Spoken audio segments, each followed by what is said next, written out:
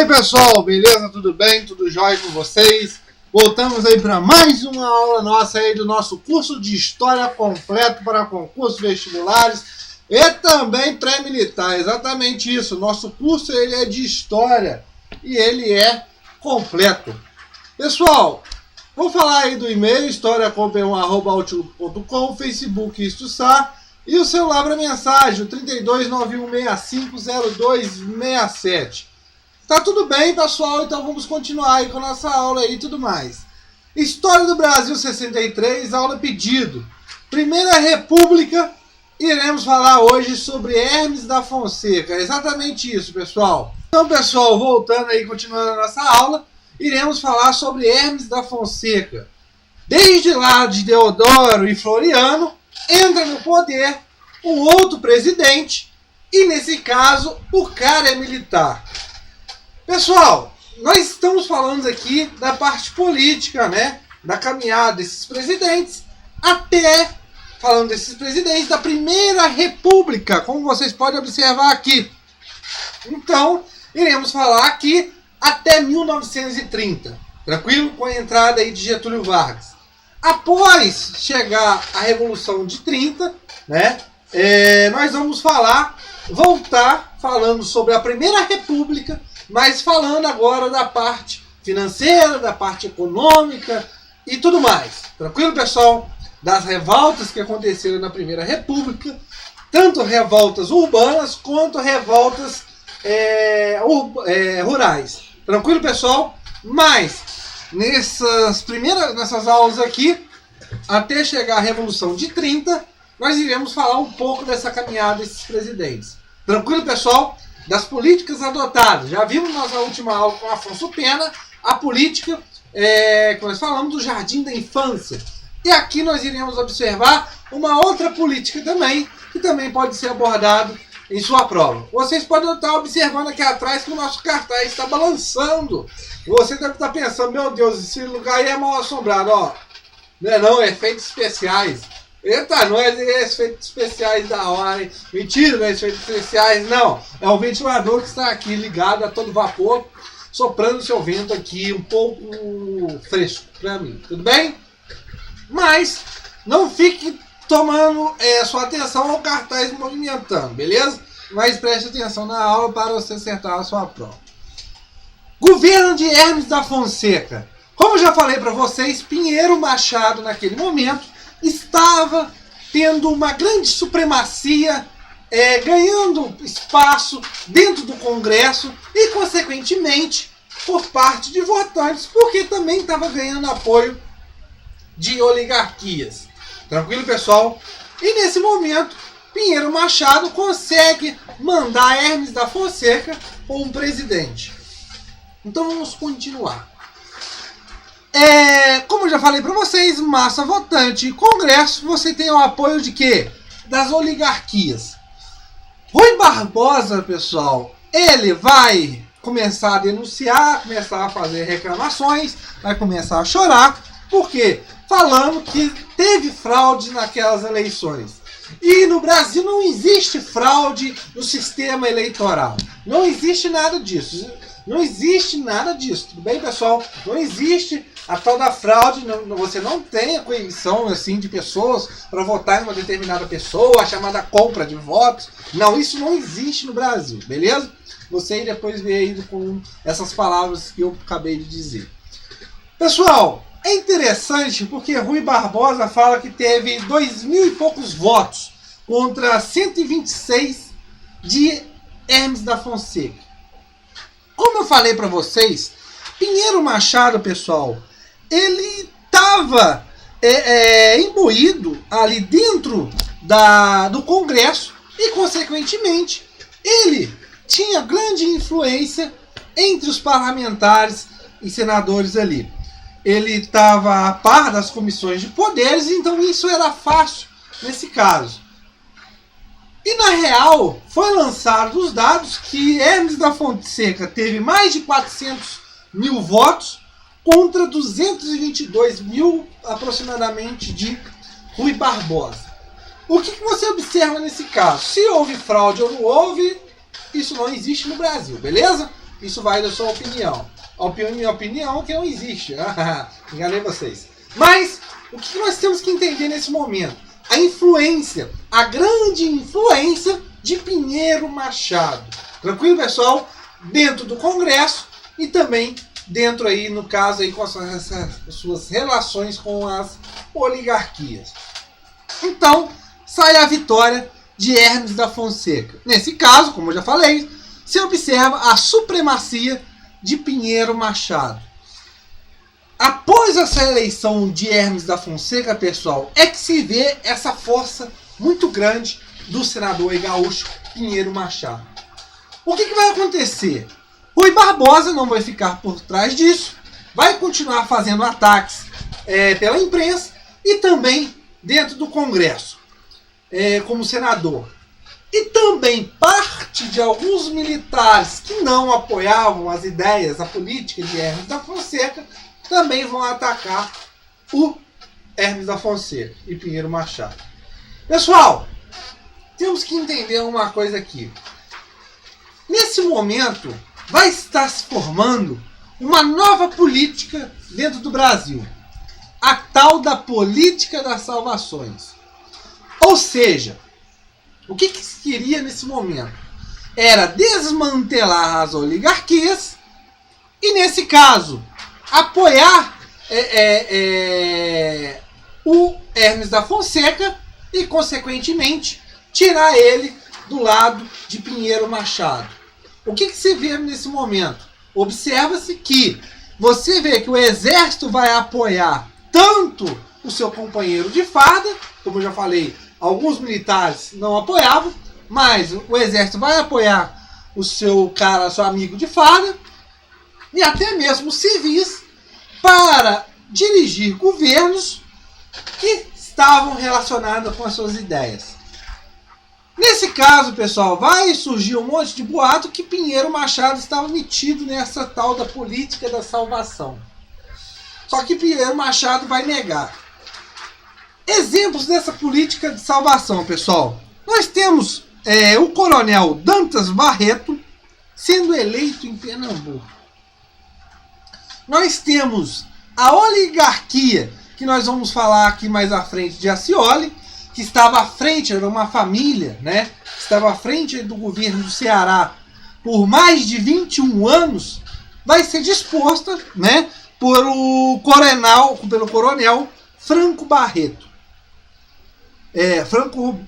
Rabelo.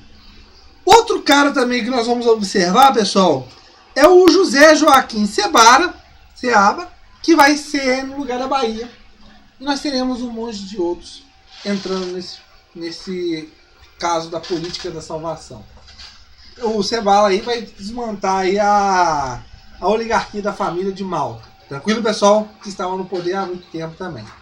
Nesse caso, o que você observa? Pinheiro Machado perde terreno. Por quê? Essas oligarquias estavam ligados com Pinheiro Machado.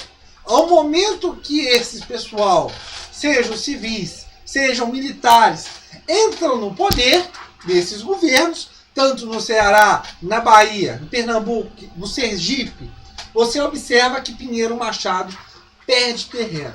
Mas só que essa perda desse terreno político por Pinheiro Machado é por pouco tempo. Por quê? A mulher de Hermes da Fonseca, a Orzira da Fonseca, morre, vai para a cidade dos Pés Juntos e tem um novo casamento de Hermes da Fonseca com a Nair Tefé.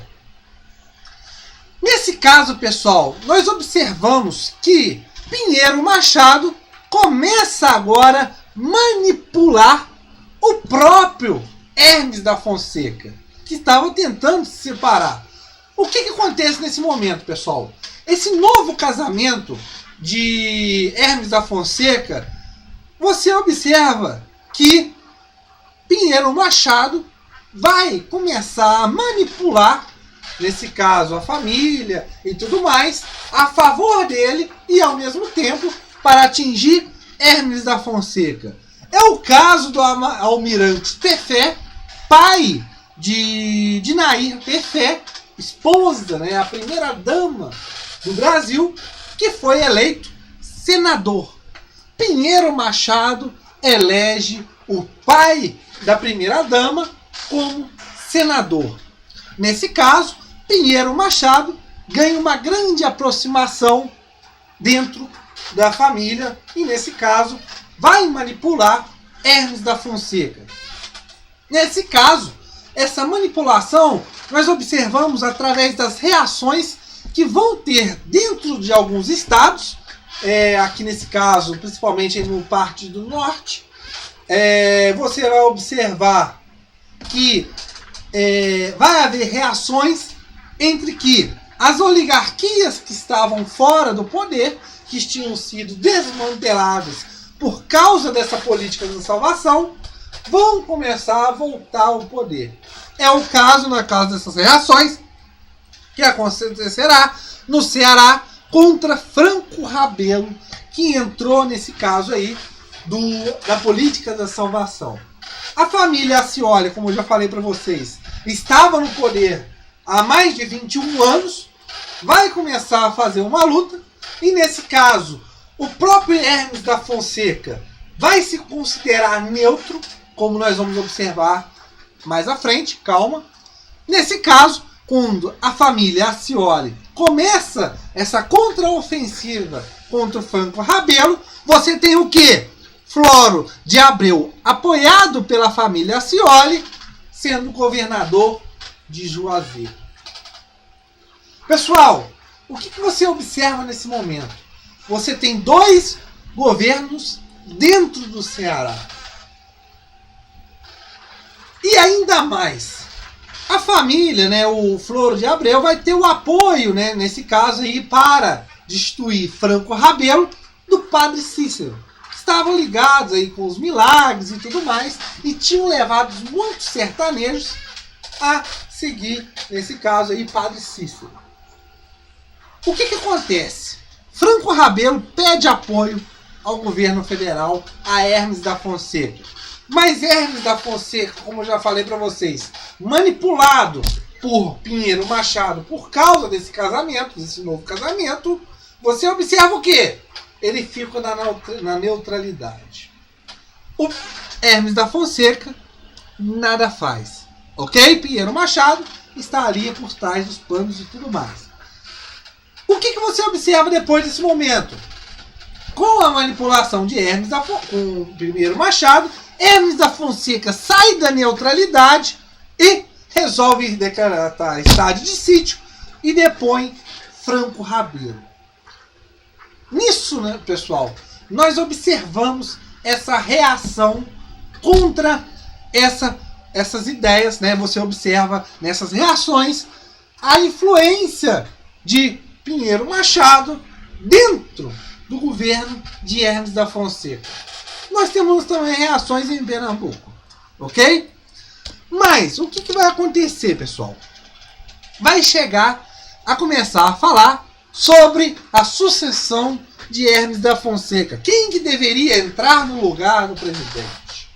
Nesse caso, Pinheiro Machado vai ser considerado aí, vai ser eleito aí o chefe em 10 de outubro de 1912.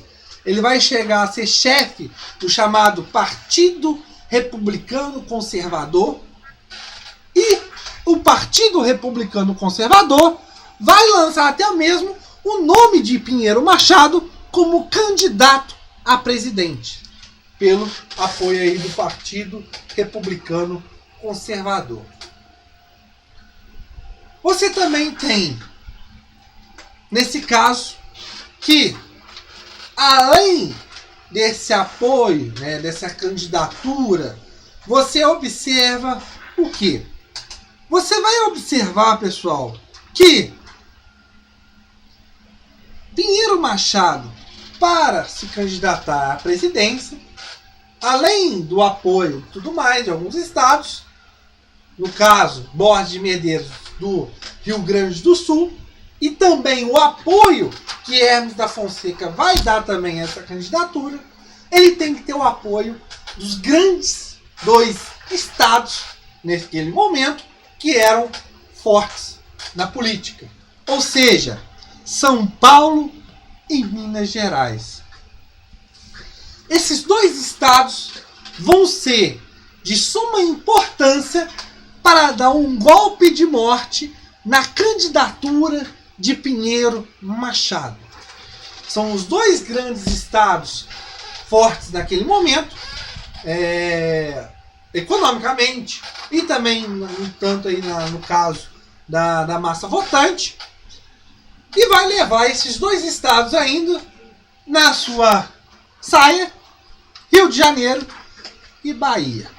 Pessoal, o que nós vamos observar nesse momento? Em Minas Gerais, Cincinato Braga e o paulista Cincinato Braga e o mineiro Bueno Brandão vão firmar um pacto. Isso mesmo. O tal do Pacto de Ouro Fino. O que dizia esse pacto, pessoal? Entre Minas e São Paulo.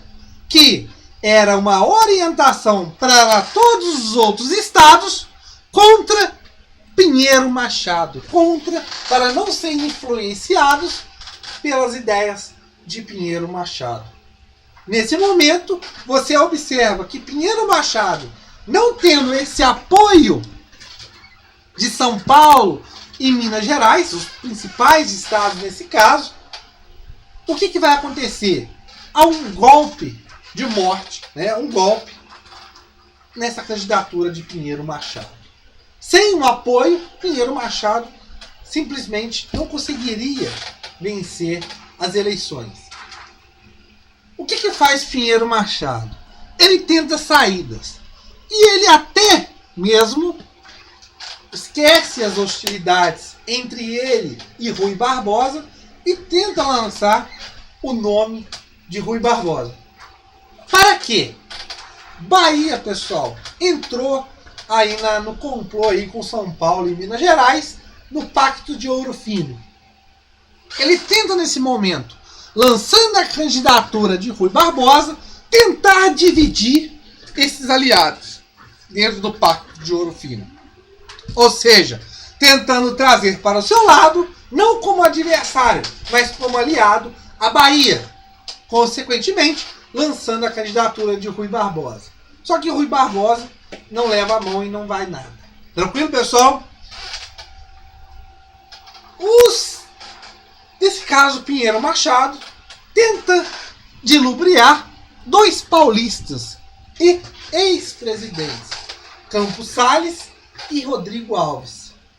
Campos Salles, num determinado momento, aceita, mas cai fora. Rodrigo Alves, vendo seu nome todo de novo sendo manipulado, sendo como massa de manobra, também cai fora. E nesse caso, São Paulo e São Paulo e Minas Gerais lançam o nome. O mineiro, o tal do Vencelaus Braz. Eleito nesse caso, Vencelaus Braz. Sem ainda opositores, Foi uma vitória ele mesmo contra ele mesmo. Pinheiro Machado, sem ter para onde sair, até mesmo fala que apoia a candidatura de Vencelaus Braz no finalzinho, no custo das eleições. Entra nesse caso o retorno, o chamado retorno mineiro.